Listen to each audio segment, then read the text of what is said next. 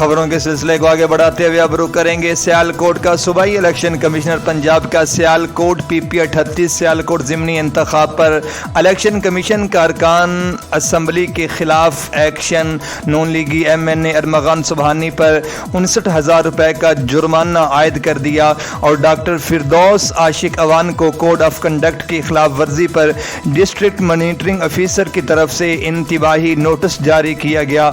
मजीद इस पर रिपोर्ट करेंगे हमारे नुमाइंदा अली इमरान।